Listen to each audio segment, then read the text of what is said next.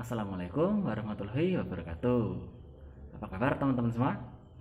Semoga senantiasa dalam lindungan Allah Subhanahu wa taala nggih. Amin.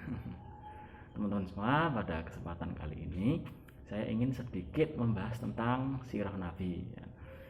Saya ingin membahas tentang peristiwa hijrahnya Rasulullah dari Mekah ke Madinah secara politis.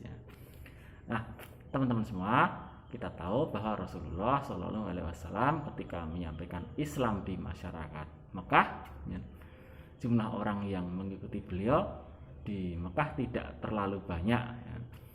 Rasulullah kemudian menyampaikan ide-ide beliau, menyampaikan ajaran Islam ke kabilah-kabilah yang ada di luar Mekah, seperti di Taif, namun kemudian malah dilempari batu.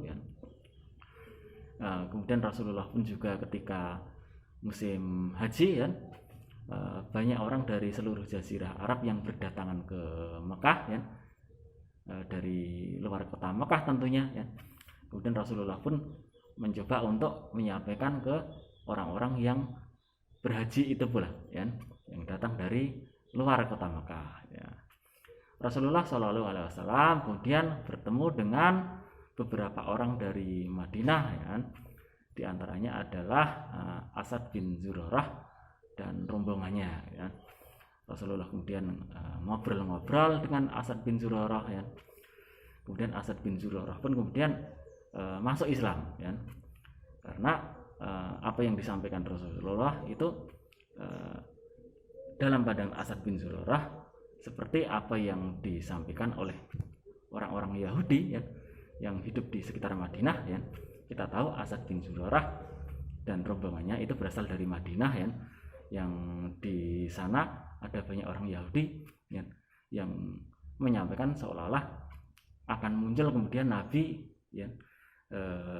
Nabi terakhir.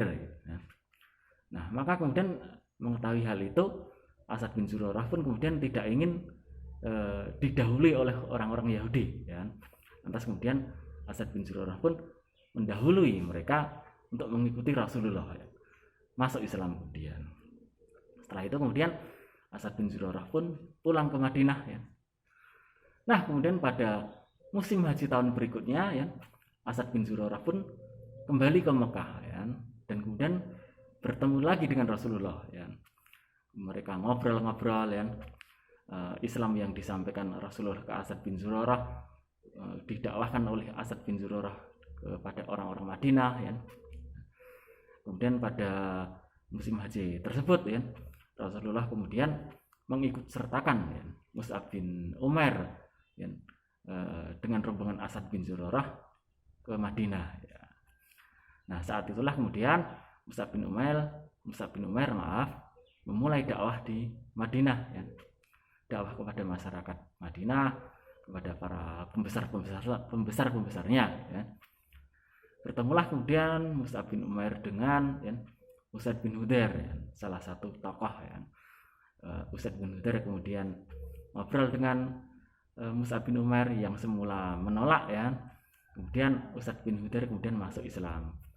Kemudian setelah itu Usaid bin Hudair bertemu dengan salah seorang tokoh Madinah lagi. Siapa? Sa'ad bin Mu'ad. Sa'ad bin Mu'ad kemudian bertemulah dengan Mus'ab bin Umair. Dari pertemuan tersebut, Sa'ad bin Mu'ad pun kemudian juga masuk Islam. Nah, dari para tokoh-tokoh tersebut kemudian masyarakat Madinah mulai kemudian masuk Islam. Banyak yang kemudian masuk Islam.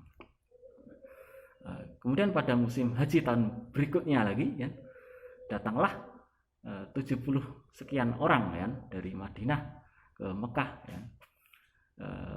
yang kemudian bertemu dengan Rasulullah di Bukit Aqobah, yang kemudian terjadilah itu Baiat Aqobah kedua. Setelah Baiat Aqobah kedua, orang-orang Madinah tadi pulang ke Madinah, Rasulullah kemudian hijrah dari Mekah ke Madinah. Nah, teman-teman sekalian, dakwah di Mekah yang menemui banyak kesulitan, setelah sekian tahun itu hanya sedikit sekali yang mau memeluk Islam, dan kemudian banyak sekali kabilah-kabilah ya, Bani Kindah ya, Bani Amr bin Sa'sa'ah ya, yang kemudian menolak beliau ya. Akhirnya kemudian datanglah secercah harapan dari masyarakat Madinah yang kemudian menerima Islam. Saat itulah kemudian Rasulullah berhijrah, kemudian di Madinah ya, di sanalah kemudian Rasulullah bisa kita katakan ya, mendirikan ya, pemerintahan Islam di sana. Rasulullah sendiri yang mengatur ya, Rasulullah menjadi kepala negara ya, Rasulullah yang mengatur kehidupan masyarakat di sana sesuai dengan aturan Islam ya. Nah, teman-teman sekalian ya, bisa kita katakan bahwa peristiwa hijrahnya Rasulullah dari Mekah ke Madinah ini merupakan titik awal dari berdirinya negara Islam pertama yang langsung didirikan oleh Rasulullah, yang kemudian diteruskan oleh Khalifah Abu Bakar, Umar, Utsman, Ali, kemudian Bani Umayyah, kemudian Bani Abbasiyah, dan kemudian terakhir Turki Utsmani ya.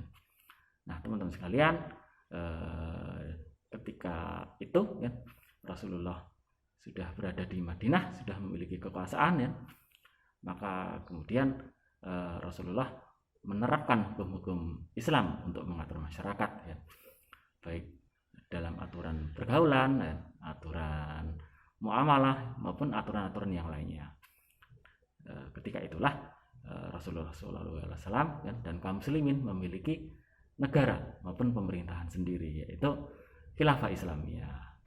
Nah, teman-teman sekalian, sekian dulu dari saya ya. Semoga apa yang sedikit ini bisa memberikan kita tambahan maklumat ya, memberikan tambahan ilmu ya.